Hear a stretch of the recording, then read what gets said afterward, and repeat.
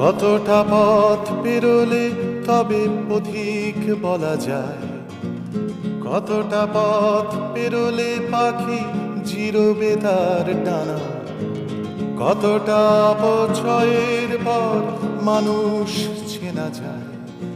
প্রশ্নগুলো সহজ আর উত্তর তো জানা।